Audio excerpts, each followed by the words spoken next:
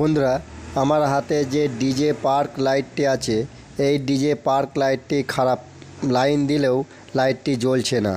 কেন জ্বলছে না সেটি দেখে সেটিকে রিপ্লেস করব। এই পার্ক লাইটগুলিতে বেশিরভাগ সমস্যা হয় যে 12 ভোল্ট বা 36 ভোল্ট যে সার্কিটটি আছে, সেই সার্কিট থেকে ম্যাক্সিমাম প্রবলেমটি হয়।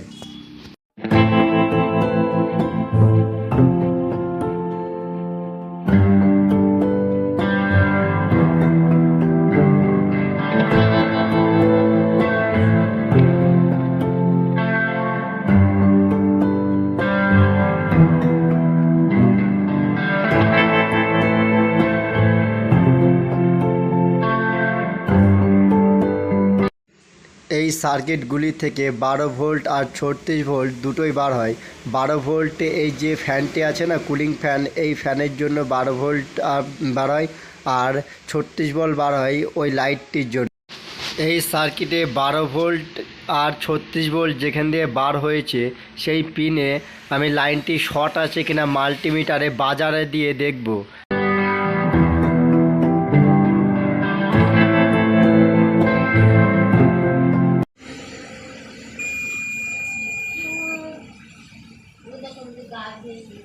দেখুন বন্ধুরা, 12 ভোল্ট যেখান দিয়ে বার হয়েছে সেটি কিন্তু শর্ট নেই, আর 36 ভোল্ট যেখান দিয়ে বার হয়েছে সেটি কিন্তু শর্ট দেখাচ্ছে। তাহলে এটা কিসের থেকে সমস্যা হচ্ছে সেটা দেখব। হয় মসফেট থেকে সমস্যা হচ্ছে, আর না হলে পারে আমার যে ডায়োডটি আছে 5200, এই ডায়োড থেকে সমস্যা হতে পারে।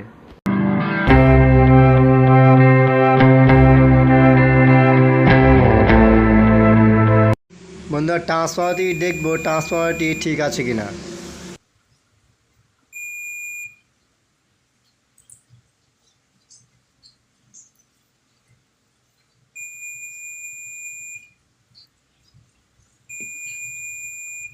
বন্ধুরা, আমাদের এই যে সার্কিট বোর্ডে ট্রান্সফরমার একদম ওকে আছে, ট্রান্সফরমার থেকে কিন্তু লাইন যাচ্ছে।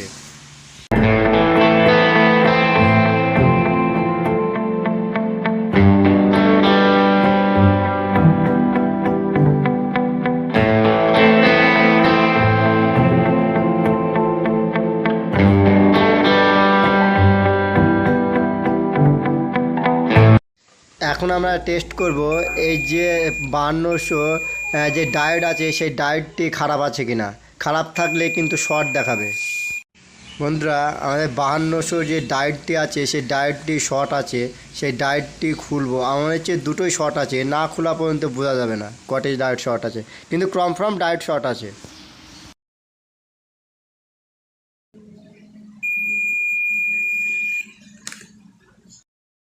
বন্ধুরা, দুটো ডায়োডই কিন্তু শর্ট আছে।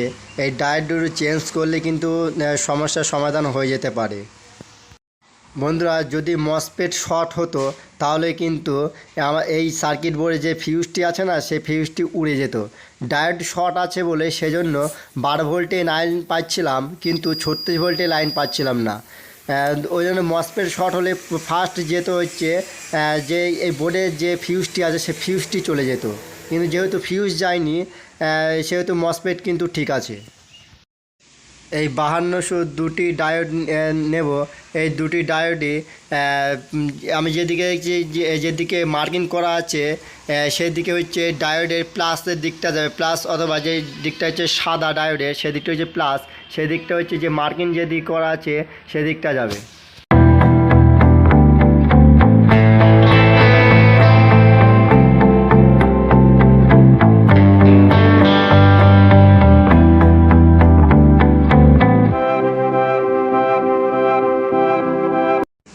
ডায়োড লাগিয়ে দিয়ে ডায়োডে ঝালাই করে দেব।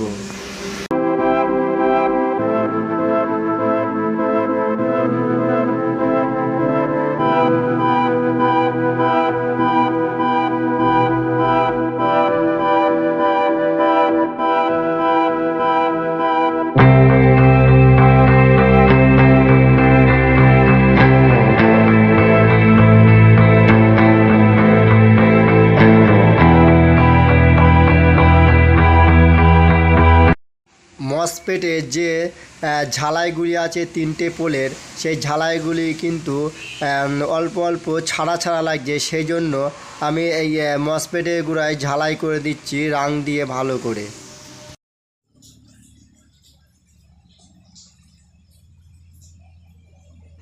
বন্ধুরা দেখেন, আগে যে 36 ভোল্টের যেদিকে বার হয়েছে সেদিক থেকে শর্ট দেখাচ্ছিল, কিন্তু এখন সেটি ডায়োডটি চেঞ্জ করার পর কিন্তু সেটি শর্ট দেখাচ্ছে না।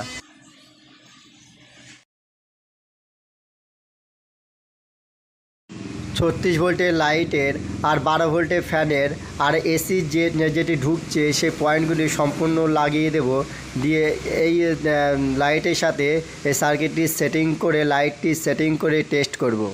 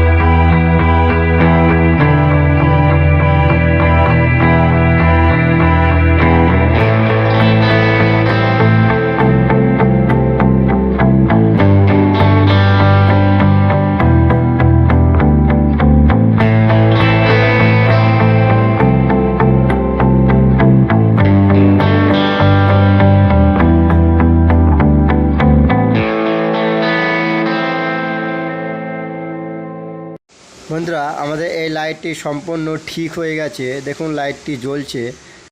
বন্ধুরা, এই সার্কিটগুলিতে কিন্তু বিভিন্ন প্রবলেম হতে পারে।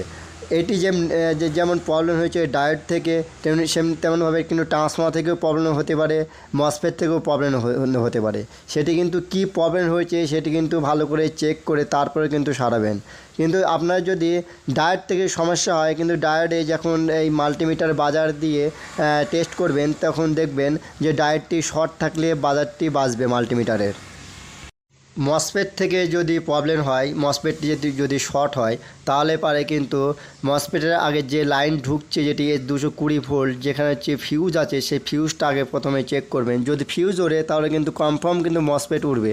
মসফেটের জন্য কিন্তু ফিউজটা ওড়ে, কিন্তু মসফেট ওড়ার কারণ হচ্ছে যদি মসফেটটি শর্ট হয়ে যায় তাহলে কিন্তু ফিউজটি যাবে। বন্ধুরা, এই যে আমি 5200 যে ডায়োডটি লাগালাম, এতে কিন্তু 5200 ডায়োডই লাগানো থাকে।